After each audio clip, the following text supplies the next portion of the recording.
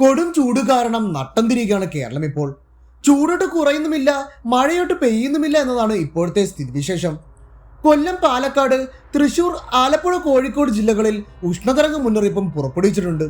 കഴിഞ്ഞ 3 ദിവസത്തിലേറെയായി 40 degree Celsius മുകളിലാണ് പാലക്കാട് ജില്ലയിൽ ചൂട് രേഖപ്പെടുത്തിയിരിക്കുന്നത്. ഇതാകട്ടെ കഴിഞ്ഞ വർഷത്തേക്കാൾ 5 മുതൽ 5.5 ഡിഗ്രി സെൽഷ്യസ് വരെ കൂടിയ താപനിലയാണ്. ഇനിയുള്ള 5 വർഷങ്ങൾ ഏറ്റവും ചൂടേറിയ കാലമായിരിക്കുമെന്നാണ് ഐക്യരാഷ്ട്രസഭയുടെ മുന്നറിയിപ്പിൽ പറയുന്നത്. റിപ്പോർട്ടുകളുടെ അടിസ്ഥാനത്തിൽ സംസാരിക്കുകയാണെങ്കിൽ ഇനി വരാനിരിക്കുന്ന വർഷങ്ങളിൽ കേരളം കടന്നു പോകാനിരിക്കുന്നത് സമാനതകളില്ലാത്ത കാലാവസ്ഥാ പ്രതിസന്ധികളിലൂടെ ആയിരിക്കും. ഇടവപ്പാതിയും തുലാവർഷവും വേനൽമഴയൊക്കെയായി പ്രകൃതി കനിഞ്ഞു നൽകിയ ഭൂപ്രകൃതിയാണ് കേരളത്തിനുള്ളത്. മാർച്ച്, ഏപ്രിൽ മാസങ്ങളിൽ ചൂട് ഇത്തിരി കൂടുമെങ്കിലും ആശ്വാസമായി വേനൽമഴ എത്താറുണ്ടായിരുന്നു. ഇതിപ്പോൾ ഇടവിട്ട് മഴ പെയ്യുന്നുണ്ടെങ്കിലും ചൂടിന് ഒരു കുറവുമില്ല.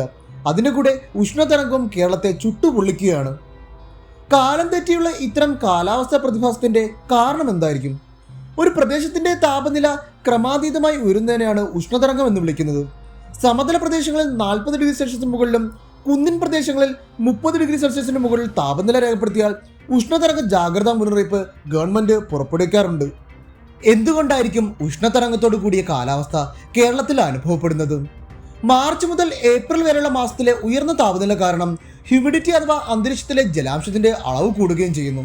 ഇത് അപ്പർ അറ്റ്മോസ്ഫിയറിൽ ഒരു ഉയർന്ന മർദ്ദമേഖല സൃഷ്ടിക്കുകയും ചൂട് കാറ്റിന് പുറത്തേക്ക് പോകാൻ സാധിക്കാതെ ഈ അന്തരീക്ഷത്തിൽ തന്നെ തളം കെട്ടി നിൽക്കുകയും ചെയ്യുന്നു. തന്മൂലം നിലവിലുള്ള ഉഷ്ണത്തിന്റെ ഇരട്ടി ചൂടാണ് കേരളത്തിൽ അനുഭവപ്പെടുന്നത്. ഏത് കാലാവസ്ഥാ വ്യതിയാനത്തിലെയും കാരണക്കാരായെത്താറുള്ള ആഗോള താപനവും എൽനിനോ പ്രതിഭാസവും കേരളത്തിലെ ഇപ്പോഴത്തെ ചൂടിന്റെ മറ്റു കാരണങ്ങളാണ്. ഹരിതഗൃഹവാതകങ്ങളുടെ അളവ് അന്തരീക്ഷത്തിൽ ക്രമാതീതമായി വർദ്ധിക്കുന്ന വഴി ഭൂമിയിൽ ചൂട് കൂടുന്നതാണ് ആഗോളതാപനം. പസഫിക് സമുദ്രത്തിൽ രൂപപ്പെടുന്ന എൽനിനോ എന്ന പ്രതിഭാസമാണ് മറ്റൊരു കാരണമായി വിദഗ്ധർ പറയുന്നത്.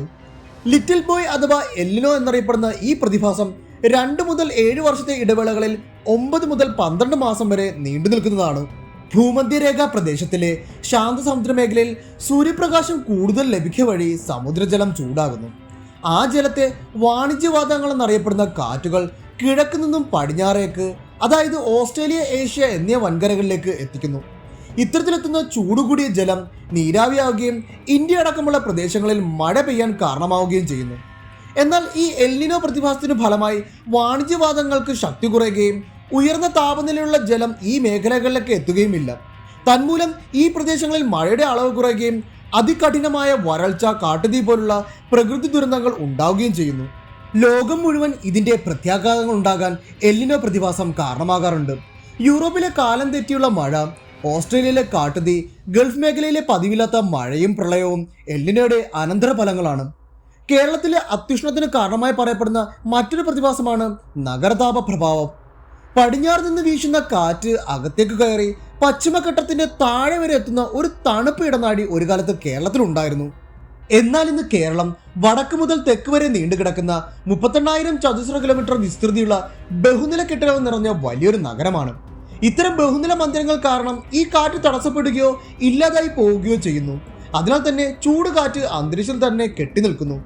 ഏകദേശം 30 മുതൽ 32 ഡിഗ്രി സെൽഷ്യസ് വരെയാണ് മനുഷ്യന് സഹിക്കാനാവുന്ന പരമാവധി അന്തരീക്ഷ താപനില.